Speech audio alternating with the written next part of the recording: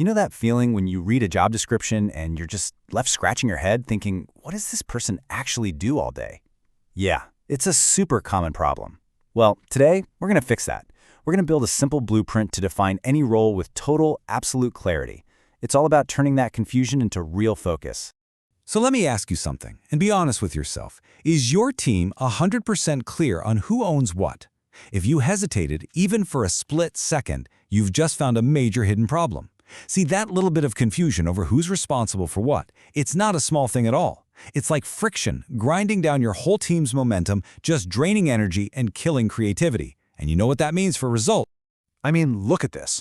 The difference is just night and day, right? On one side, you've got these messy, tangled paths that lead to, well, who knows where. And on the other, a straight shot right to the goal. This really gets to the core of it, doesn't it? Vagueness is the absolute enemy of getting things done. It's simple. Clear roles, you get clear results. It really is that fundamental. And that lack of clarity, that vagueness, it comes with a real price tag. Seriously, just think about it for a second. You get people doing the same work twice. Deadlines get missed because no one was sure who was on point. Team members are either stepping on each other's toes or, even worse, critical tasks just fall right through the cracks. It's like this hidden tax you're paying on your team's real potential. But hey, it's not all bad news. Not at all. There's a way to just slice right through all that confusion, and it comes down to one really simple, really powerful principle. Think of it as a total mindset shift that's going to change the way you look at defining roles from now on. Okay, here it is. This is the secret sauce, the golden rule. Why a smart 15-year-old? It's brilliant, actually.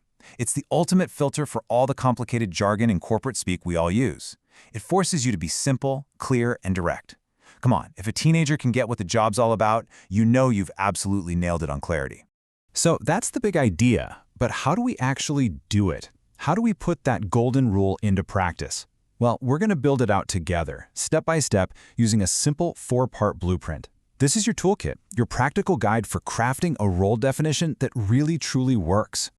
All right, here they are, the 4 pillars that are going to hold up your super clear role definition. We've got 1, the exact role title.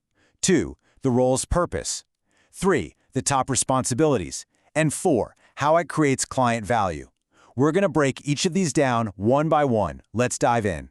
First up, step 1, the exact role title. Look, this is not the time to get cute or trendy with titles like Growth Ninja or whatever. It needs to be specific. It needs to be something that people understand instantly, like the examples here.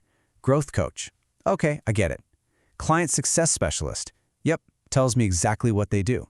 Simple, direct, and way more effective. All right, on to step 2, the role's purpose. This is the big one. This is the why. You can think of it as the soul of the job. Your challenge here is to boil down its entire reason for existing into just 1 or 2 sentences. You have to answer the question, what is the single most important outcome this person is here to create?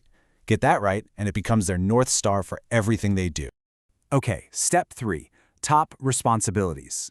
Now, listen closely because this is where a lot of people go wrong. You have to resist the urge to write down every single tiny task this person might ever do. That's not the point.